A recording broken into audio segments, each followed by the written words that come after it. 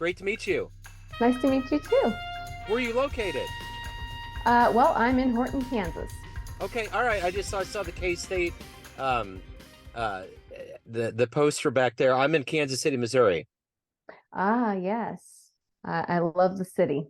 Oh, good. I'm Yeah. originally I'm originally from Kansas City. I was actually born in Missouri on the Missouri side, but I was raised on the Kansas City, Kansas side. Okay, I gotcha. Excellent. Yeah. Yeah.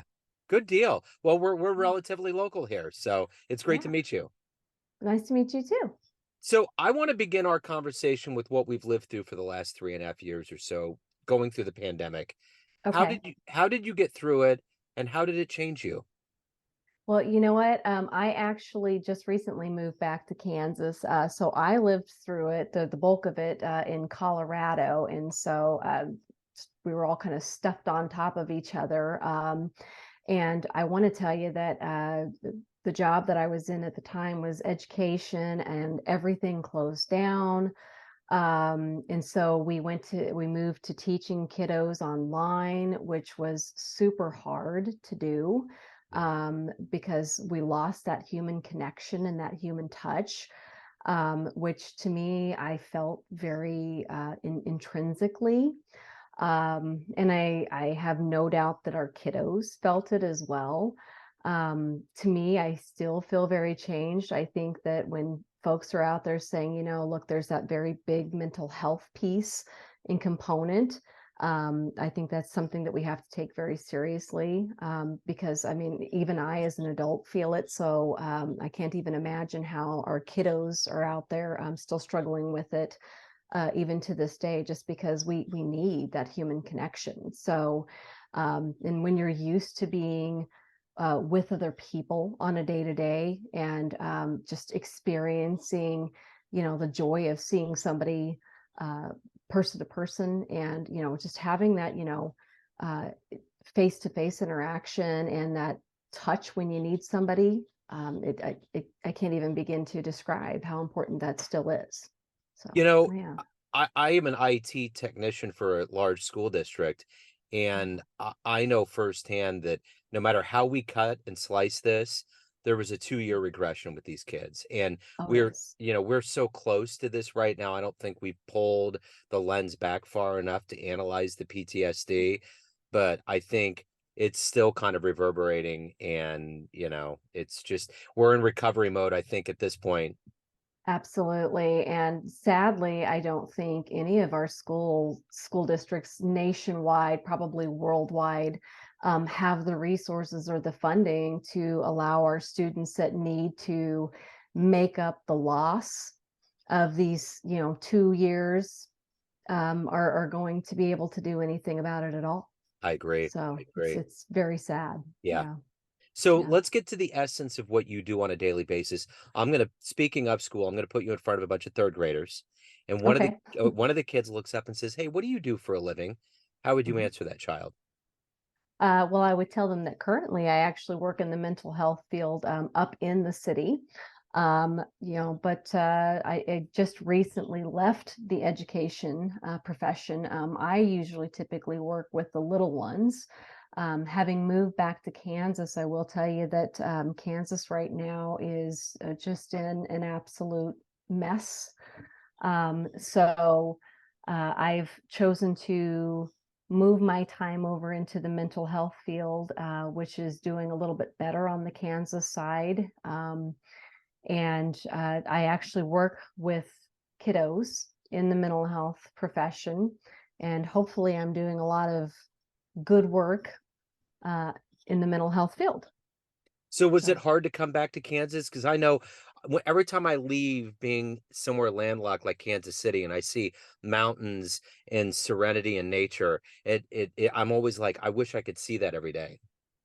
you know what? I get that question all the time. And in fact, I have people that tell me, gosh, you are so crazy for coming back to Kansas, especially moving away from Colorado where there's these beautiful mountains. But um, everybody has moved to Colorado, and Yeah, um, it's so expensive to live in yeah, Colorado.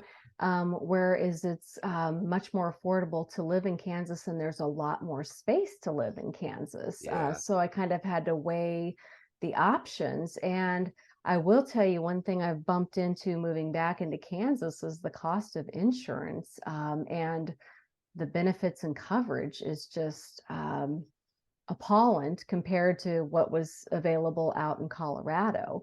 But I had to weigh that against when I first was living in Colorado. There weren't as many people, and you could get from place to place without having a lot of very angry, upset people Yeah. that you'd be sitting on the highways for an hour. Yeah. And now being back in Kansas, much less angry folk, but insurance is not so great. So it's kind Yeah. of a balancing act, I understand. unfortunately. Yeah, I understand. So let me ask you this. When you were the third grade, what was your dream? What did you want to be when you grew up? I really wanted to be in law enforcement, which I've actually had that dream come true. I That was the very first thing that I was in life was I ultimately was dispatching for quite a bit, and I've done a little bit of rolling of patrol, just very briefly, but I found that I was really more akin to 911 dispatching. Yeah. And I had that dream come true for a bit, but I switched gears and went into early childhood ed when I had my two youngest sons, both of whom uh, ended up having some significant needs when they were very young. They are now both about to graduate high school, so Excellent. um, kind of found myself switching gears once again. Yeah. So yeah. Excellent. So let's peel back the layers here. Where were you born and raised? I mean, you're obviously from Kansas City, but how did Mhm. you get these seeds in you that became who you are, that wants to help others and educate and be in this realm? I want to say that, it's kind of all there in my book. I am a child that went through very, very, very significant traumas. I survived them without the mental health help that we have out and the tools and the skill sets that we have out and about these days. I'm a Gen Xer. My parents are of the boomer generation. My grandparents were from, World War II, or the greatest generation. So mental health help and surviving a lot of the things that, the younger generations that are out there now, the millennials and the Zs, and now we've got the As coming online, didn't, or maybe they now have those helps, and they really do a great job of embracing mental health and, being very conscientious of these things. My generation in particular, we just survived those things. So for me, really learning to embrace these tools and the ideologies that are out there are very, very important things. And bringing the folks that are still with us in the boomer generation that don't always understand these things or really necessarily embrace them, kind of saying that it's actually okay to embrace these things and really kind of look forward to the future generations because, these things are really out there and they're very helpful, Yeah. or what, kind of planted these things for me. So who's been a hero for you in your life?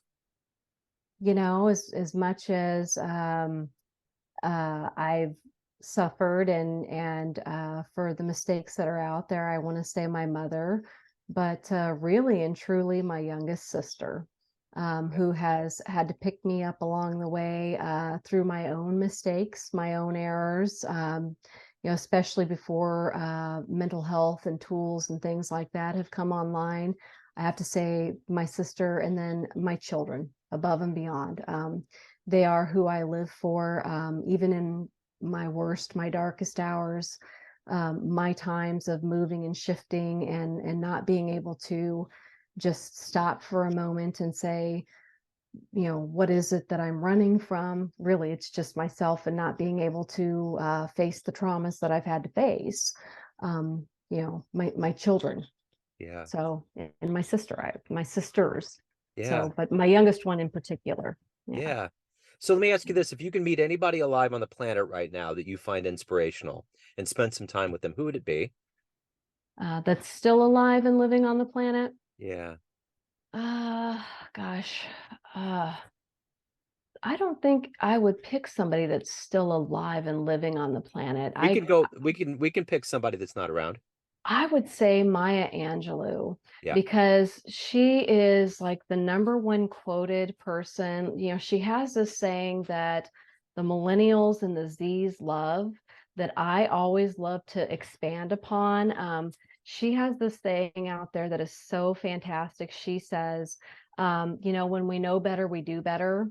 Hmm. But I always love to say, because I've been in the teaching profession long enough to know to say, just because we know better doesn't mean that we always know how to do better, Yeah. which is such a teaching thing, you know. I mean, we don't always have the skill sets, which is why we see such intergenerational, you know, resistance and pushback, especially from the boomers when it comes to those mental health pieces. Yeah. I think it's going to boil down to the Xers going, how can we bridge gaps Yeah. between the generations? You know, I think we know that these things are important, and we're going to have to really start, you know, moving and shifting and showing generationally why these things are so important and what it is that the younger generation have. And we're going to have to start showing the younger generation how to speak into and through to the older generation, things that make sense to the older generation.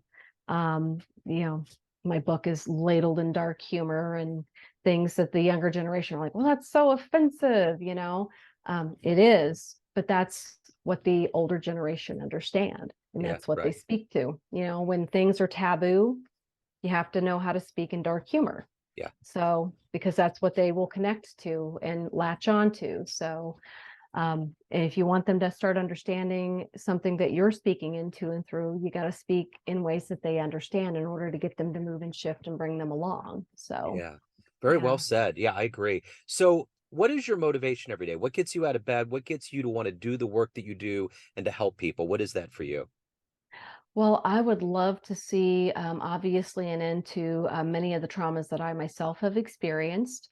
I would love to see um, people being empowered, all people, you know, of all races, all generations, feeling empowered to, at much younger ages and stages than what I myself have been able to, you know, move along. I mean, I'm in my 50s, and we know that it often takes people that have had significant traumas, especially, you know, pervasive traumas, to begin speaking, because oftentimes there's that shame, there's fear, there's self-loathing aspects, there's that constant questioning of, you know, how are people going to take me? Are people going to really put down on me? You know, continue victimizing, you know, things like that.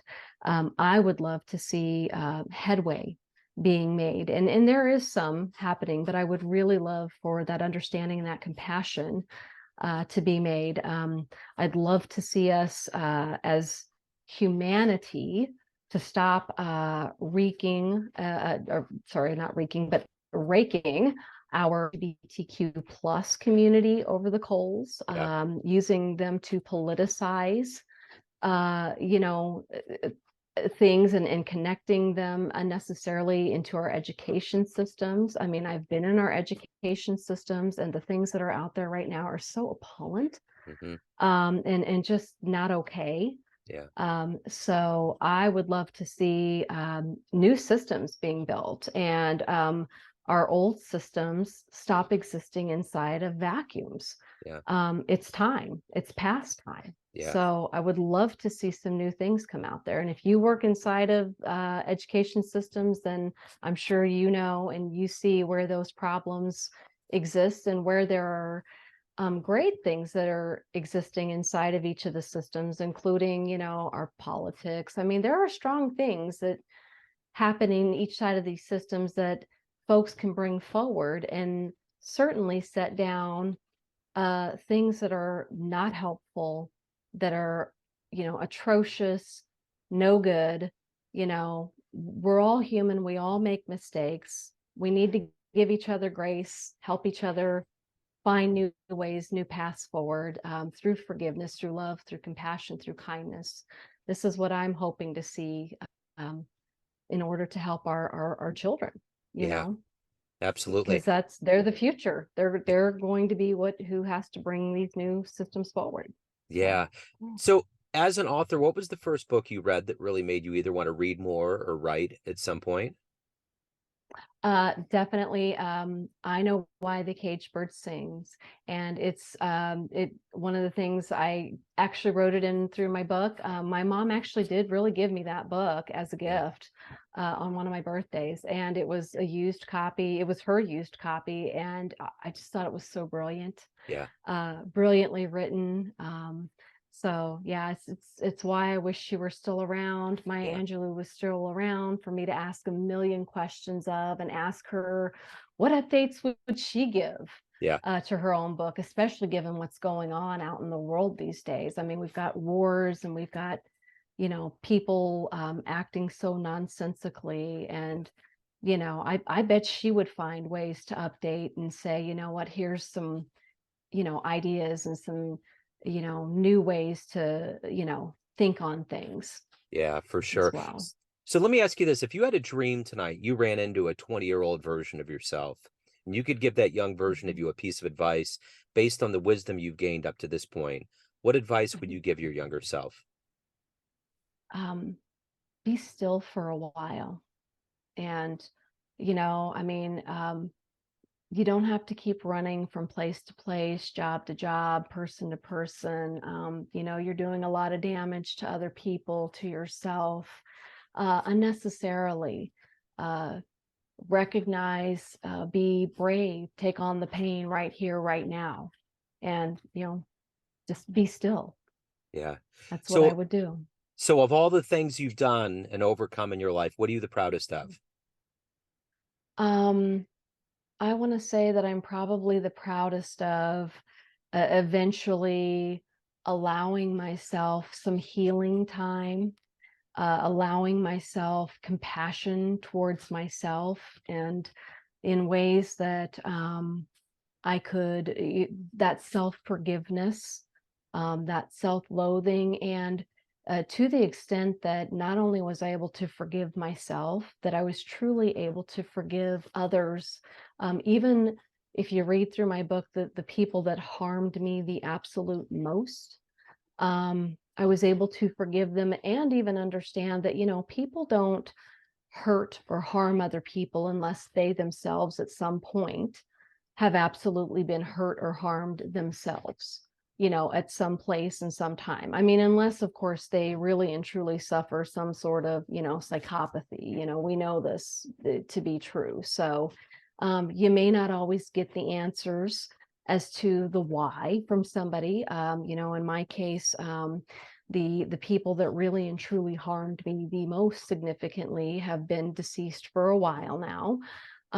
But allowing that forgiveness and that compassion has really allowed me to move forward and to think on, um, now it's my turn to step up and see what I can't do to help other people um, find forgiveness. And, there are lots of people out there that, do still owe some dances in Purple Rain, and we're still alive and there's still time and we can still, really explain, hey, I've come from this place, in this point in time, and we can ask for forgiveness. We're still here. We can still do that. And we can ask for help, while we're still alive to do that. But there are some of us like me that, unfortunately, we're not going to get it.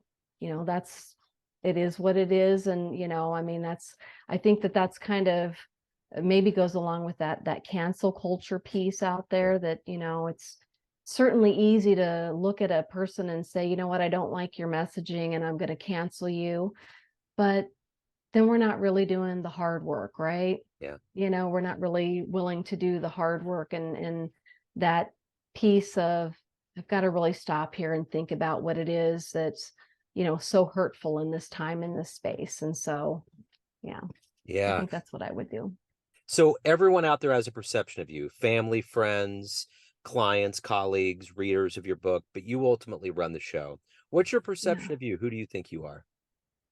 I think I'm a human that has made a million mistakes. My life's not over yet. I'm going to make a million more before I die. Um, and I hope that those that I've hurt in the past will forgive me. I hope that anyone that I may hurt or offend moving forward will forgive me. Um, but I also hope that I'm somebody that has knowledge and experience that others find useful and valuable. I hope that my children um, find me to be a mother that they love and that knows that loves them, that they know that there's nothing in this world that I find of anything that, and there's nothing that anyone can ever offer me, money, house, home, anything on this planet that I find more relative of value or worth or amazing than what they are to me. So I hope that for me, they're obviously my number ones, but and I hope people see that first and foremost about me. They see that I'm a mother before Yeah. I'm anything else in life. Um, and then I just hope that people see me as a human being that's so flawed, but that I own those flaws. I do. I really do at the end of the day. And I hope that people know that they can own their flaws with me too, and that I'm not going to judge them because, I mean, this is what it's like to be human, Yeah. Yeah. So yeah. So what's the best advice you've ever gotten? I think it's in my book, and I think it's kind of funny. My godfather at one point, he came to me when I was really and truly struggling, and just spinning my wheels, just jumping from state to state, job to job, relationship to relationship. Um, and he said, I had a dream, and your mother wanted me to reach out to you and tell you that God is going to help you always, but you have to row the boat. And I wrote that segment in my book. Yeah. And I thought it was so funny because I'm like, dude, I'm from a landlocked state. Yeah. Right. um, but the, I mean, it was something that I really and truly needed to help. I needed to hear it. I needed that help at the time because I wasn't rowing the boat at all. I Yeah. was literally just not doing or putting in the work. I mean, I was just floundering so bad. And so I have absolutely no doubt Yeah. that, and it was such a random reach out at the Yeah. time, so I have no doubt that my mother was absolutely trying to communicate to me and telling me, I see you're busy out there screwing up, and I need you to kick in your heels Yeah. and, get it together Yeah. and, do something here, Yeah. so yeah. Sometimes we need divine intervention, that's for sure. Yes, absolutely. So if anyone out there wants to pick up your book, learn more about you, reach out to you, what's the best way to do that? I really am strongly on Instagram. I'm at that book 1972. So yeah, Okay. Excellent. yeah. This has been wonderful. Thank you so much for your story. Thank you for opening up, and best of luck with the book and everything else. Thank you so much. I really appreciate having you. It's been so awesome being, talking to somebody else from Kansas City. Absolutely. It's always good to be Yeah. in the neighborhood for sure. Yes. Thank Cool. you. Thank All you. right. Take care. Bye-bye.